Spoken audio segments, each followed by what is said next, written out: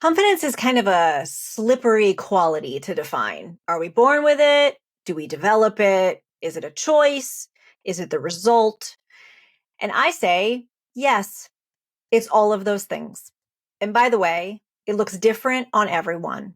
So whether you're a quiet confident or a natural extrovert, this conversation that I got to have with a former client and startup founder, Danielle Letayf, might be for you because she validates the different ways that it shows up for people and why it's so important for leaders to recognize those differences in your people and within yourself.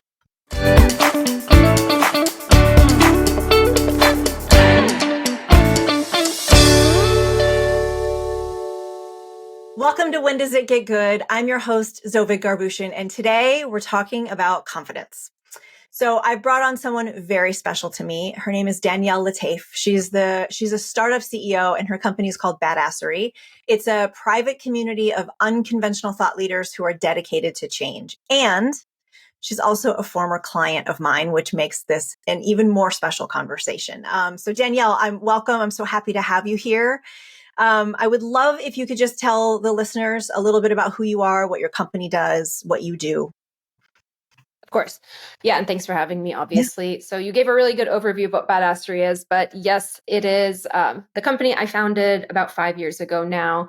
And as you mentioned, Zovig, it's a membership community for unconventional thought leaders who are creating, doing big things, and just need that helping hand to define their personal brand and amplify their stories.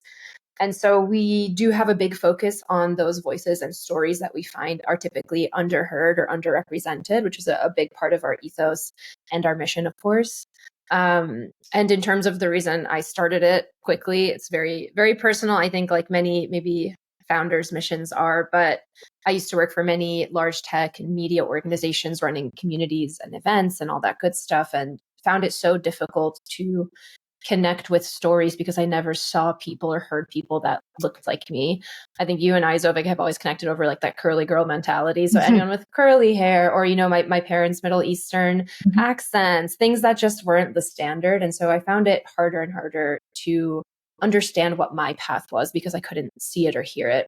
And so that's kind of where I've manifested that life mission is through this community and providing them with the resources, events, and tangible speaking and podcast opportunities to get them where they need to be. Awesome. So I wanted to have you on so that we could talk about confidence. Yeah. God, it's such a big topic, right? It's such a big, sort of vast ocean of things that you could talk about. But yes. I want to talk about confidence because it is a thread that shows up with every single client I have ever worked with, every single group I have ever trained. It shows up with me.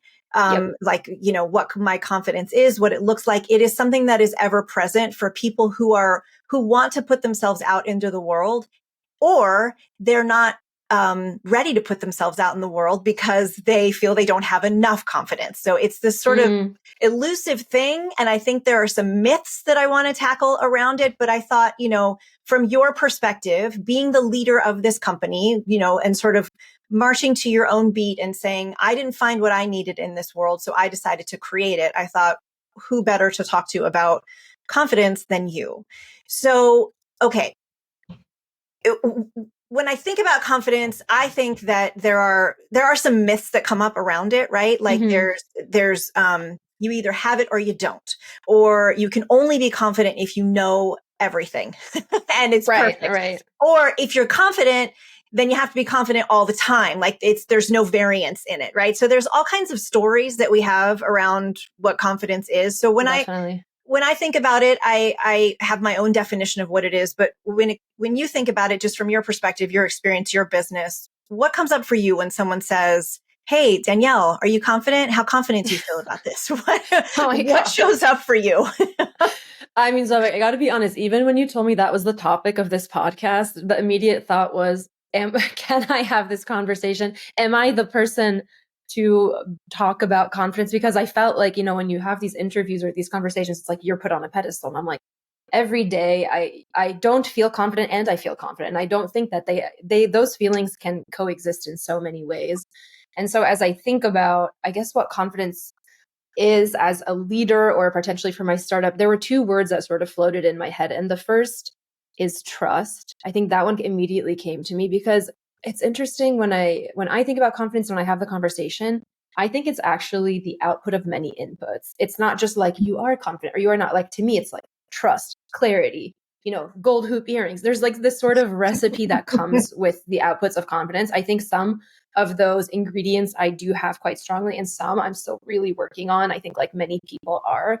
But the first thing that came to mind, yeah, it was trust and primarily in myself. And in something you and I talked about in our sessions is also kind of just trusting the vision, trusting the gut, kind of continuing to push when you need to push. And so that one was the first one. And then the second one is trust in my team. And I think that requires a lot of relinquishing of control, which I believe you and I also worked on, so and that piece is really difficult for me. It has been really difficult, but I found myself that when I got into that flow of that kind of trust in myself and my team, I naturally felt more at ease. I felt it's much easier to have that clarity, to have that peace. And to me, that means confidence, because it means, you're calm, cool, collected in some ways, and you're firm on your beliefs. And then I think the second piece of it to me was like the word necessary came up. I sometimes don't feel like I have a choice. If I cannot really be unwavering. I can in some situations, and I allow myself that flexibility. Obviously, I'm not like every morning waking up like, Danielle, do this, you have to do that. Like, I don't ignore those things. But I do think the nature of this job or of founding a company, there's a necessity to be, to have some semblance of confidence, even if you don't want it to be. So some of it, I'm like, I feel like I'm forced to have it or to feel like I have it. And the other piece, there's many of those ingredients or inputs that I think I and probably many founders and leaders work on. It's interesting. So I love, so trust in yourself, trust in your team, and then the necessity of it. Yeah. And it's interesting the way you described the necessity of it. You said, I don't have a choice. And I actually think of confidence as a choice. Yeah. Confidence can be a result of things like you do enough, you fall on your face enough times, you see yourself stand up, you just build the confidence, right? You build resilience, you build the necessary evidence you need to know, like, I've been here before, I can do this, I feel confident about it. So I think it can be a result, but I also think there's a inward out direction it can come. Like, I'm choosing this. I'm choosing to show up in this because I have trust in who I am, or because I have trust in this situation, or just trust, period. Like, we do have to take these leaps of, you want to call them leaps of faith. I like to call them leaps of trust. I think sometimes we have to choose to just be that, because the situation requires it of us, because we're up to something a little bit bigger than just ourselves when you have a team relying on you. Now, I don't have a team, but I'll tell you that every time I hit send on a proposal, every time that I meet with a new potential client, every time that I stand up in front of people and I speak or I train, I have to show that I have knowledge and expertise and authority. I can't go up there wishy-washy.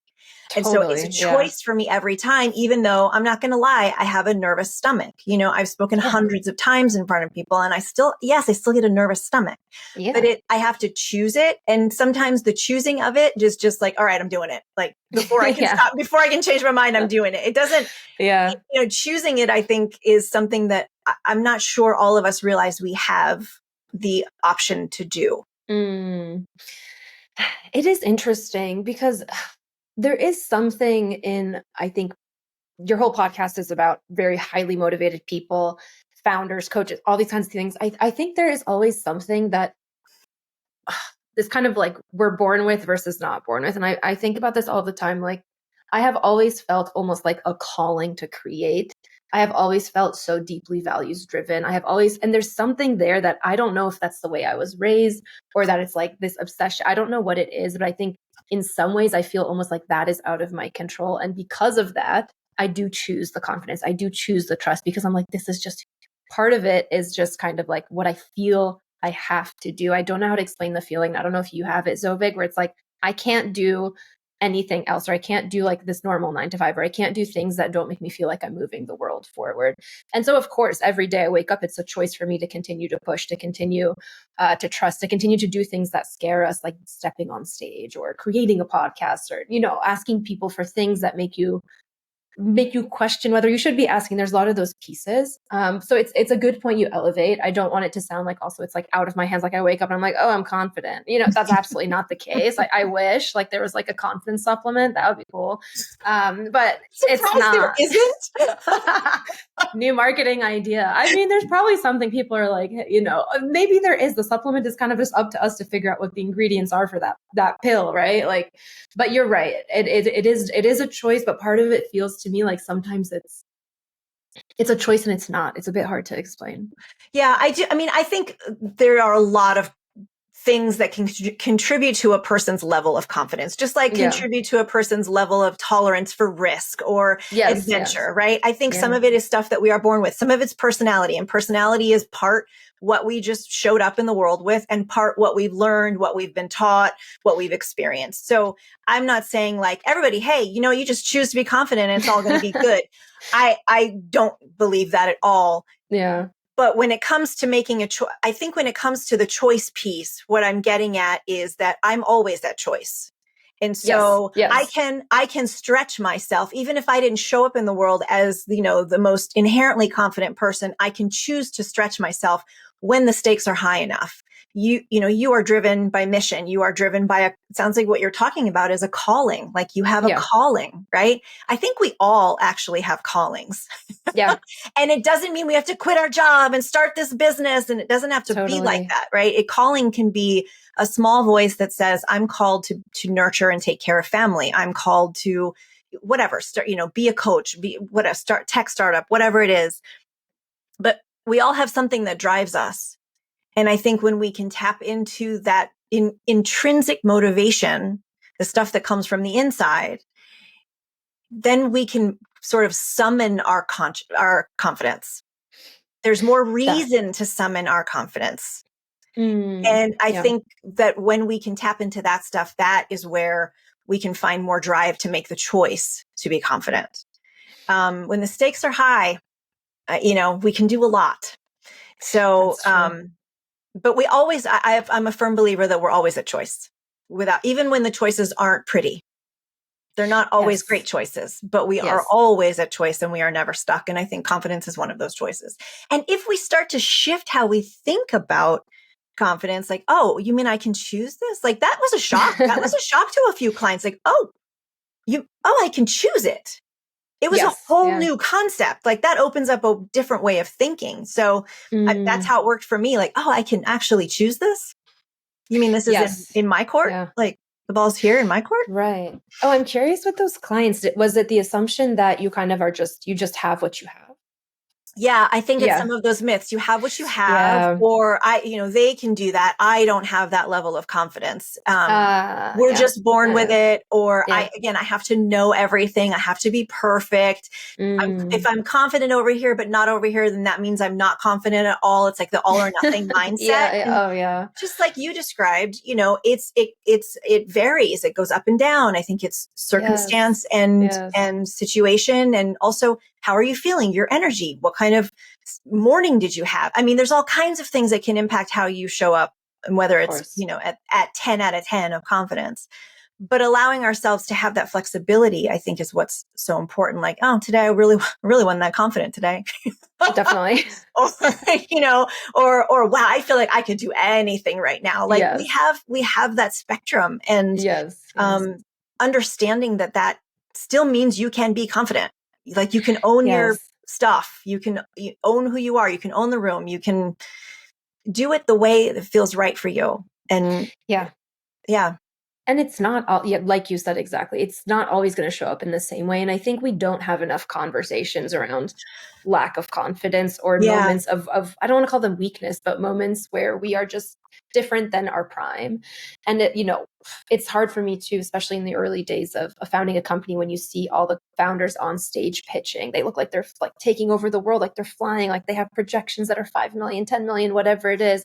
But you don't see the behind the scenes oftentimes, where it's like, founders under their desk being like, I don't want today to happen, or, all those little moments that other people also feel is just totally normal. And it's like that humanity of any emotion, confidence included, where it's like, okay, even if you don't feel the most confident today, is that the end of the world? It's kind of like So an average, right? It's not just about every day. It's the resilience. It's all of that. And I think, yeah, there are lots of ways to build that confidence instead of just having the born with it versus not. I don't think that's true of anything. I think that is such a closed mentality to have, but one that we often fall into because you just think, I'm just this way.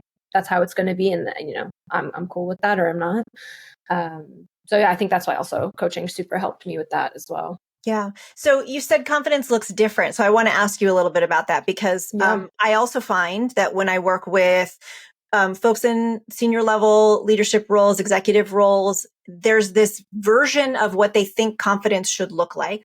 Often it is the more masculine version, right? Like where it's like assertive, maybe somewhat aggressive, like you're owning the room, you're speaking up, you look a certain way, whatever. Yeah. And so I'm pretty confident. And if you are watching the YouTube version of this, you will see that my office looks nothing like what you might expect as an executive coach's office to look like. I love it. And so I'm wondering if you have any thoughts on the differences of how confidence can look person to person and how we might be able to expand our definition of what it looks like to allow for more versions of it. I wonder if by masculine, do you mean sort of like masculine energy or kind of that extroversion? I think both. I think both, when I say masculine, I mean like the traditional, like it's sort of a traditional masculine version of it. Now, I don't consider it that way, but I have had some folks that I've worked with think about it that way, which is why they considered themselves not confident or lacking confidence. Oh, sure. Like, I understand. wait a second. There are different styles here. Yeah, definitely. And I think you're right. People often defer to the extroverted version of confidence. And to me, I am not an extrovert. I'm somebody who truthfully, I would prefer to just be behind my computer all day and have everyone take my meetings and not talk, not talk, but connect more on a one-on-one level versus a group level. And those types of things took me so long to be okay with. For example, in school, you get, or at least in my school, we got graded based on participation. I would have like the stomach feeling you had when you go on stage probably talking to thousands. I got that stomach feeling raising my hand in a class of 20. And so it's kind of often what we're rewarded with is sort of being like this very outwardly spoken person who people listen to, who take up the space. And that's just not me. And I don't think that's many people. And I realized over time that it's okay. And I truly value substance. I think over time, especially working in corporate and then starting my own business, realized a lot of stuff people say is so fluffy. Even if those people who are raising their hands are talking in the meeting for minutes and minutes, and you're like, wow, I wish I could do that. And then I could probably sum what they say in 22 seconds. It doesn't always mean that there's substance. And I think I've come to appreciate that about myself. And I hope other maybe ambiverts, introverts do too, is that I have a very thoughtful approach to saying things or creating or whatever it is. Sometimes it's slower and sometimes it's simpler, but for me, my confidence comes in saying things in a very short and simple way, because that is really hard. And sometimes I have problems with that, obviously, but for me, it's like my meditation, my journaling, all these moments that get me to the point of clarity. It takes for me a lot of energy and confidence to communicate that with my team, because it means I'm firm in what I'm saying. And that's scary. Not in a way that's not flexible, but in a way that's like, I believe in what I'm saying, even though nobody has done it, or maybe it's so different from what you proposed. And to me, that's an act of confidence. Going in with just I guess trust comes back, trust in yourself, and being open to being not necessarily ridiculed, but sometimes feedback can be rough, right? Being open to the feedback, being open to the tough stuff, and then being able to be responsive and flexible. To me, that's also an act of confidence. And I see it on my team too. We have such different personalities. And for example, our content creator is on the shyer side, but I'll see her participating in Slack with really thoughtful propositions and ideas versus another one of our team members who says it in our weekly team meetings. And so I think it's up to us as leaders and individuals to understand what it takes for each person to be confident, because people just have different personalities, different ways of communicating, different ways of showing up. And I think that's so beautiful, because if we had, if I had a team of 20 people who are all extroverted and confident in that way, our team meetings would be 45 hours long. And so there's there's just, I think for me, it's just mostly that thoughtfulness, that clarity that comes through. And I don't care how it shows up. I don't care if you say it with your spoken word, with your typing, with your, it doesn't matter. But I think it requires kind of being okay with your personality, understanding yourself deeply, and then moving forward with that. I love that. Understanding your personality and being okay with that. Right. Yeah. Because we do get a lot of messages that like you need to, especially in the corporate world, you need to speak up more. We need to hear your voice. We need to hear you assert yourself. I want to hear your opinion. And, for people who prefer to bring the thoughtfulness in a more understated way through the Slack channel because they've taken time to think about it before they responded or whatever, sometimes they can get overlooked. And then they are convinced, well, I'm just not confident enough. When the truth is the environment or the organization isn't actually set up to celebrate and support and encourage the way that you show up, which is highly confident, highly intellectual, highly thoughtful, but it doesn't look a certain way. So then in those places, it doesn't apply. Definitely. And I think there's a responsibility if we're going back to teams. During onboarding, I ask my team specifically, how do they prefer to communicate? How do they like to show up? How can I be supportive of that? So it's our jobs as leaders to understand people's preferences instead of just guessing and being like, are they not talking because they don't have ideas? No, just ask. So to your point about having it set up, right? Having different formats for people to celebrate and speak, and it's just so important. I think it's like that inclusion piece of running a company, of course. But I agree, we need more conversations around non-people who have 30,000 followers on LinkedIn or are constantly on TV. Like there's so much more. Yeah. So, okay. So I want to take a little bit of a soft left here, not a hard left, but a soft left. Cool. So, as you said, this podcast does speak to the folks who consider themselves high achievers and who give everything to everything. Yeah. And a lot of those people, I raise my hand in that, can experience the imposter experience, right? I don't call it a syndrome. It's not a diagnosable sickness, but it is it is a temporary moment of feeling self-doubt or not connecting our value and our skill set to, who we think we are. And so I'm wondering if you've ever experienced that and what you do to help yourself combat those feelings so that you can get back to the truth of what you know about yourself, which is a very confident woman. Yeah. My hands are raised too. If I had more than two hands, I'd raise them as well. Of course. I mean, and I totally agree with you. I don't know why they call it a syndrome. Like, is something wrong with me? But no, of course. And I even mentioned this earlier on, even when you invited me to be on this to talk about confidence, that was the first moment of imposter syndrome or imposter experience, even just in this experience on its own. It happens all the time. And I think it's so normal when I put myself in situations that I'm not used to, or that I don't have knowledge domain in, or there's people who I consider very influential, even though I consider myself successful and influential in some ways. There's always that comparison that's happening as I can be better, I can do better. It's always in the back of your head. And it's like at the same time, you're trying to calm it down and be like, you're a badass, So of course that happens all the time. And recently I was listening to a podcast with Adam Grant. Adam Grant is, he's a big shot in the startup space. And he said something so fascinating, which was something along the lines of imposter syndrome is not a sign that you're unqualified. It's a sign of hidden potential. And when people are seeing things about you and putting you in the rooms, or maybe you're putting yourself in those rooms, it's like they're seeing something before you can even see it. And I'm like, oh, that's a nice way of looking at it. I had never thought about it that way. And I'm like, that's true. An even tangible example of that is that I've been invited to be on a panel for a community of executives in finance. All of these things. I've never been in finance. I am an executive now. I've never been an executive of a large company. All of these moments have been freaking me out. And we had a prep call yesterday, and I directly told them, look, I don't have X experience. I have Y experience. And I felt so impostery in that moment. And the people in there actually shed the light on how they could see my experience applying to the audience. Wow. And so, and I was invited by one of my Badassery members, and I couldn't understand why. Not because I don't think I have qualifications. I couldn't see the connections. And they saw it so clearly, and it made me question, like, I should be looking at my experiences so much more broadly than I have been.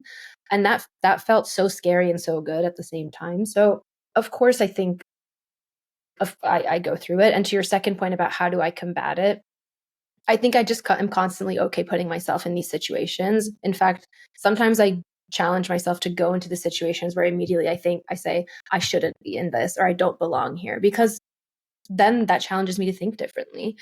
There's also a more practical approach to it too, where I will keep a running list of data points that prove that I'm sort of worthy of different things or wins or whatever it is, because numbers don't lie, right? They don't lie. You can say, I've grown the business X, I've hired Y, my team is happy with an NPS of Z, like all these things that actually bring you back down to the ground, that you can't argue with, because it's a constant battle, right? With myself. It's a conversation in myself. Yes, you can. No, you can't. And then I think the third thing is actually just having conversations with other founders and supporters in my network, really honest ones like yourself, Zovig. Our coaching really helped me understand why I was having these fears, and then just figure out how to combat it. So there are many ways, kind of up to each person. Yeah. Yeah.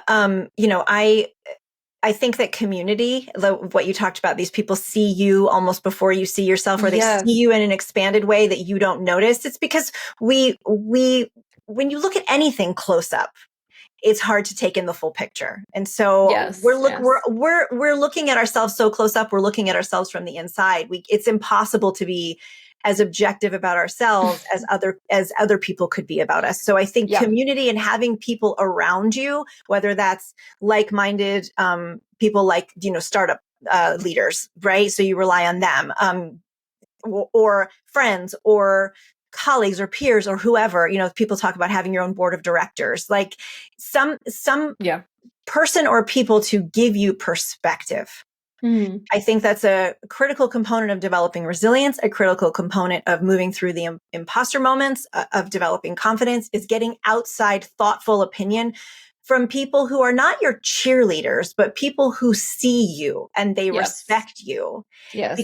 Because it's not about being nice and like, you go, Danielle. It's not, that's lovely, right? But it's not, that doesn't actually help me when people do it. You can do this. You can do it. Like, I don't need that. What I need is, listen, here's what you've done, Zovig, right? Yeah. And you may have messed up, but here's where you picked yourself up. Like, I need that. And that real respectful and well-intentioned reflection also helps me keep perspective on myself. Like, oh, actually, yeah. I mean, this is a little sneak peek into another episode that's coming up, but I went to a speakers conference and totally felt like I wasn't a speaker. Like, I haven't been speaking for 15, 20 years, like many of these people have, forgetting that last year I led 40 trainings and I've got my own podcast, and I've been speaking my entire 25-year career, from business pitches to trainings to whatever.